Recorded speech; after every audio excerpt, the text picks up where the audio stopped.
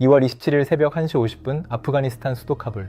잠들어 있던 도시 위로 전투기 엔진 소리가 울렸습니다. 곧이어 최소 8차례의 폭발이 도시를 뒤흔들었고 아프간군의 대공포가 어둠 속에서 불을 뿜기 시작했어요. AFP 현지 기자는 수시간에 걸쳐 폭발음과 총성이 이어졌다고 전했습니다. 폭격을 가한 건 다름 아닌 이웃나라 파키스탄입니다. 핵무기를 가진 나라가 옆 나라 수도 한복판에 전투기를 보낸 겁니다. 파키스탄 국방장관은 이렇게 말했습니다. 우리의 인내는 끝났다. 이것은 공개 전쟁이다. 대체 무엇이 한때 형제였던 두 나라를 여기까지 끌고 왔을까요? 이 이야기의 뿌리는 133년 전으로 거슬러 올라갑니다. 1893년 영국이 식민지를 지배하던 시절에 한 관리가 지도 위에 선을 그었어요. 듀랜드 라인이라 불리는 이 선은 영국이 다스리던 인도와 아프가니스탄 사이에 경계를 만들겠다는 목적이었습니다. 그런데 문제는 이 선이 하나의 민족을 칼로 베듯 반으로 갈랐다는 겁니다. 파슈툰족이라는 사람들이에요. 아프간에서 가장 많은 인구를 차지하는 민족이고 지금 아프간을 통치하고 있는 탈레반도 바로 이 파슈툰족이 중심입니다. 그런데 듀랜드 라인이 이 사람들의 마을과 부족, 심지어 가족을 국경 양쪽으로 갈라놓았어요. 쉽게 말하면 같은 마을에 살던 형제 중 한 명은 아프간 사람이 되고 다른 한 명은 파키스탄 사람이 된 거예요. 그래서 아프가니스탄은 이 국경을 한 번도 인정한 적이 없습니다. 건국 이래 지금까지 단 한 번도요. 영국이 제멋대로 그어놓은 선을 왜 우리가 따라야 하느냐는 거죠. 반대로 파키스탄은 국제적으로 인정받은 우리 국경이라고 주장해요. 같은 선을 두고 한쪽은 국경이라 부르고 다른 한쪽은 상처라 부르는 겁니다. 이 갈등이 70년 넘게 이어져 왔어요. 그리고 이 오래된 균열 위에 새로운 불씨가 얹어졌습니다. 그 불씨의 이름은 TTP입니다. 풀어서 말하면 파키스탄 탈레반이에요. 여기서 헷갈리기 쉬운 게 있는데 아프간 탈레반과 파키스탄 탈레반은 이름은 비슷하지만 다른 조직이에요. 아프간 탈레반은 아프가니스탄이라는 나라를 실제로 통치하고 있는 정부입니다. 반면 파키스탄 탈레반, 즉 TTP는 파키스탄 안에서 자살 폭탄 테러를 터뜨리고 군인들을 습격하는 무장단체예요. 같은 탈레반이라는 이름을 쓰지만 아프간 탈레반은 정부이고 TTP는 테러 조직인 셈이죠. 파키스탄이 분노하는 이유가 바로 여기에 있어요. 이 TTP가 아프간 땅에 숨어서 활동하고 있는데 아프간 탈레반 정부가 이들을 잡지도 않고 내쫓지도 않는다는 겁니다. 파키스탄 쪽에서 보면 옆 나라가 우리나라를 공격하는 테러범을 묵인하고 있는 것처럼 보이는 거죠. 그럼 아프간 탈레반은 왜 TTP를 단속하지 않을까요? 사정이 복잡합니다. TTP 전사들 상당수가 아프간 탈레반과 같은 파슈툰족이에요. 게다가 과거에 미국과 싸울 때 같은 편에서 함께 전투를 벌인 사이이기도 합니다. 한마디로 같은 민족, 같은 전우인 거예요. 탈레반 입장에서는 형제나 다름없는 사람들을 파키스탄 요구대로 잡아서 넘기기가 쉽지 않은 겁니다. 여기서 한 가지 아이러니를 짚어야 해요. 원래 아프간 탈레반을 키운 게 누구였을까요? 다름 아닌 파키스탄입니다. 1990년대에 파키스탄 정보기관이 아프간 탈레반의 탄생과 성장을 적극적으로 도왔어요. 왜 그랬냐면 아프간의 파키스탄 말을 잘 듣는 정권을 세워서 최대 라이벌인 인도를 견제하려는 전략이었습니다. 2021년에 미국이 아프간에서 철수하고 탈레반이 다시 권력을 잡았을 때 파키스탄은 이걸 우리의 전략적 승리라고 봤어요. 그런데 뜻밖의 일이 벌어졌습니다. 권력을 잡은 탈레반이 더 이상 파키스탄의 말을 듣지 않은 거예요. 듀랜드 라인을 절대 인정할 수 없다고 더 강하게 나오고 TTP 단속도 거부하면서 오히려 파키스탄과 정면으로 부딪히기 시작한 겁니다. 내가 돈과 무기를 대주며 키워줬더니 커서 나한테 덤비는 상황이 된 거죠. 국제 정치에서 이런 현상을 블로백이라고 부릅니다. 뒤통수를 맞는다는 뜻에 가까운 용어예요. 파키스탄이 지금 정확히 이 블로백의 함정에 빠져 있는 겁니다. 이 갈등이 마침내 대규모 군사 충돌로 터진 게 2025년 10월이었습니다. 파키스탄 공군이 아프간 수도 카불 한복판을 공습한 거예요. 밤 9시 50분, 카불 주민들은 갑작스러운 폭발음에 잠에서 깼고 하늘에서 전투기 소리가 들렸다는 증언이 쏟아졌습니다. 파키스탄은 아프간 안에 숨어있는 TTP 지도자를 제거하겠다며 여러 도시를 동시에 타격했어요. 이틀 뒤 아프간 탈레반이 보복에 나섰습니다. 국경 일대에서 치열한 전투가 벌어졌고 스핀볼닥이라는 국경 도시에서는 민간인까지 큰 피해를 입었어요. 현지 병원에 따르면 부상자 중 80명 이상이 여성과 어린이였습니다. 10일간 이어진 교전 끝에 카타르와 터키가 중간에서 나서서 겨우 휴전이 만들어졌어요. 하지만 이 휴전은 처음부터 위태로웠습니다. 평화회담이 열렸지만 양쪽의 요구가 완전히 엇갈렸어요. 파키스탄은 아프간 최고 지도자가 직접 나서서 파키스탄 내 모든 무장투쟁은 불법이라고 공식 선언하라. 하겠다고 요구했고, 탈레반은 왜곡이 시켜서 그런 선언을 할 수는 없다며 거부했습니다. 쉽게 말해 파키스탄은 확실한 보증을 원했고 탈레반은 자존심을 굽힐 수 없었던 거예요. 결국 회담은 깨졌고 국경은 봉쇄된 채 몇 달이 흘렀습니다. 그 몇 달간 국경에는 총성 대신 침묵이 흘렀습니다. 하지만 그 침묵은 평화가 아니었어요. 양쪽 다 이를 갈고 있었던 겁니다. 그리고 올해 2월 결국 터질 것이 터졌습니다. 2월 23일 파키스탄이 다시 아프간 안에 무장단체 거점을 공습했어요. 파키스탄은 전사 70명을 사살했다고 주장했지만 아프간 측은 죽은 건 민간인이라고 반박했습니다.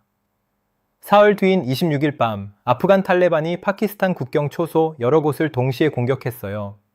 아프간 국방부는 6개 지역에 걸친 대규모 작전이라고 발표했습니다. 그리고 바로 오늘 새벽, 파키스탄이 전례 없는 수준의 대응에 나섰습니다. 카불, 칸다하르, 팍티아 등 아프간 주요 도시의 군사시설을 대규모로 폭격했어요. 파키스탄은 이 작전에 가잡 릴 하크라는 이름을 붙였는데 아랍어로 정의의 분노라는 뜻입니다. 파키스탄 정보장관은 탈레반 진지 9곳을 점령하고 27곳을 파괴했다고 발표했어요. 아프간 측도 칸다하르와 헬만드에서 파키스탄 기지에 대한 반격에 나섰다고 맞섰습니다. 잘랄라바드에서는 파키스탄 박격포탄이 난민 캠프에 떨어져 부상당한 여성들이 병원으로 실려가는 장면이 외신 카메라에 잡혔어요. 파키스탄 국방장관 카와자 아시프의 말은 이 상황의 무게를 단적으로 보여줍니다. 파키스탄은 50년간 500만 아프간 난민을 품어왔다. 지금도 수백만 아프간인이 우리 땅에서 먹고 살고 있다. 하지만 우리의 인내는 한계를 넘었다. 이제 당신들과 우리 사이에는 공개 전쟁이 있을 뿐이다. 파키스탄 총리도 성명을 내고 어떤 침략도 절대 용납하지 않겠다고 밝혔습니다. 자, 전쟁이 터졌습니다. 그런데 이 전쟁의 진짜 파장은 전장 밖에 있어요. 총알이 날아가는 곳보다 총알이 닿지 않는 곳에서 더 큰 변화가 일어나고 있습니다. 먼저 국경이 막히면 무슨 일이 벌어지는지부터 보겠습니다. 파키스탄과 아프간 사이에는 토르캄, 차만, 스핀볼닥 같은 주요 통과 지점이 있는데 2025년 10월 전투 이후 이 국경이 전부 닫혔어요. NPR 보도에 따르면 수천 대의 화물 트럭이 국경 앞에 멈춰선 채 몇 달째 녹슬어가고 있었습니다. 차만 국경 하나만 봐도 봉쇄의 누적 손실이 1억 달러를 넘어섰어요. 파키스탄 북서부 페샤와르의 과일 시장에서 일하는 상인 임나는 워싱턴 포스트에 이렇게 말했습니다. 아프간에서 오던 호두, 살구, 석류 상자가 몇 달째 안 옵니다. 반대편 아프간에서는 파키스탄을 통해 들어오던 의약품 수백 대 트럭분이 국경에 묶인 상태였어요. 160만 명이 넘는 아프간 난민이 파키스탄에서 쫓겨났고 사우스 차이나 모닝 포스트는 국경 양쪽에서 부모가 보고 싶다고 호소하는 가족들의 이야기를 전했습니다. 전쟁의 대가를 가장 먼저 치르는 건 총을 든 군인이 아니라 빈 상자 앞에 선 상인과 국경에서 발길을 돌리는 가족들이에요. 탈레반은 이 상황을 그냥 당하고만 있지 않았습니다. 군사적으로 파키스탄보다 약하니까 다른 방법으로 반격한 거예요. 아프간 최고 지도자는 쿠나르강에 댐을 지어서 파키스탄으로 흐르는 물길을 돌리라고 명령했습니다. 강물이라는 자연 자원을 무기로 쓴 셈이죠. 동시에 무역 루트를 파키스탄 대신 이란의 차바하르 항으로 바꾸겠다고 선언했어요. 카불에서 차바하르까지 트럭으로 일주일이 넘게 걸리는 먼 길이지만 이란이 아프간 화물에 대한 항만 사용료를 크게 깎아주면서 실제로 화물들이 이란 쪽으로 방향을 틀기 시작했습니다. 총 대신 돈으로 싸우는 경제전쟁을 연 겁니다. 그런데 이 전쟁이 파키스탄과 아프간 두 나라만의 문제가 아니라는 게 핵심이에요.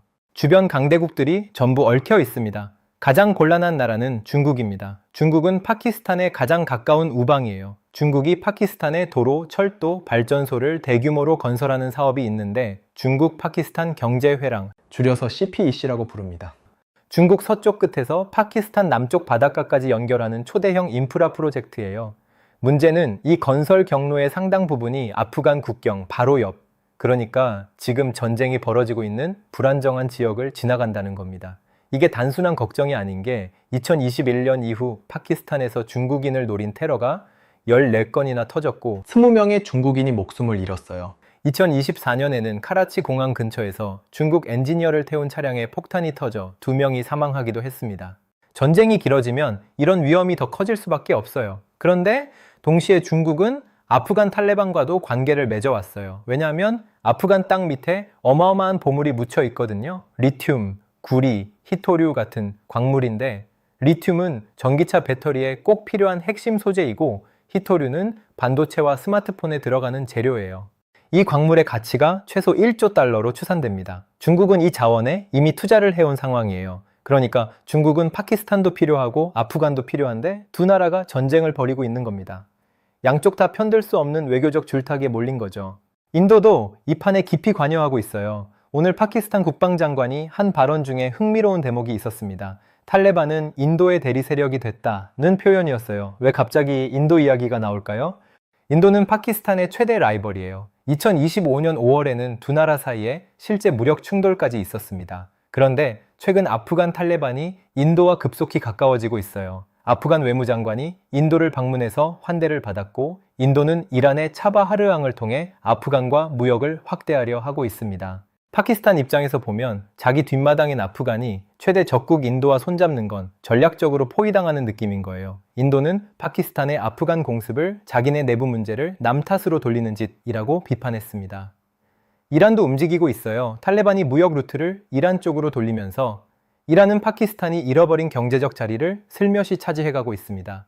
오늘 이란 정부는 양측에 대화로 해결하라고 제안했는데 중재자를 자처하면서 동시에 이 지역에서 자기 영향력을 넓히려는 계산이 깔려 있다고 볼 수 있어요. 그래서 이 전쟁은 어디로 향하게 될까요? 군사력만 놓고 보면 파키스탄이 압도적입니다. 핵무기를 가진 나라이고 군인 수가 아프간의 4배에 달해요. 하지만 아프가니스탄이라는 나라에는 제국의 무덤이라는 별명이 붙어 있습니다. 19세기에 당시 세계 최강이던 영국이 이 땅에서 물러났어요. 20세기에는 소련이, 21세기에는 미국이 같은 길을 걸었습니다. 세계 최강의 군대가 번번이 실패한 땅인 거예요.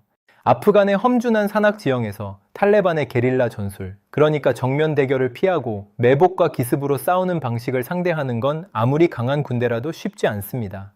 파키스탄이 하늘에서 폭탄을 떨어뜨리는 건 할 수 있어도 땅 위에서 아프간 전체를 장악하는 건 완전히 다른 차원의 문제예요. 경제적으로도 파키스탄은 장기전을 버티기 어렵습니다. 지금 IMF한테 돈을 빌려서 나라를 운영하고 있는 상황이에요.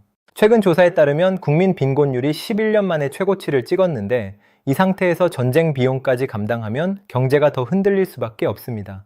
반면 탈레반도 약점은 분명해요. 세계 어느 나라도 탈레반 정부를 공식적으로 인정하지 않고 있어서 외국 원조가 끊긴 상태이고 전투기나 방공 시스템이 거의 없어서 파키스탄의 공습을 하늘에서 막을 방법이 제한적입니다.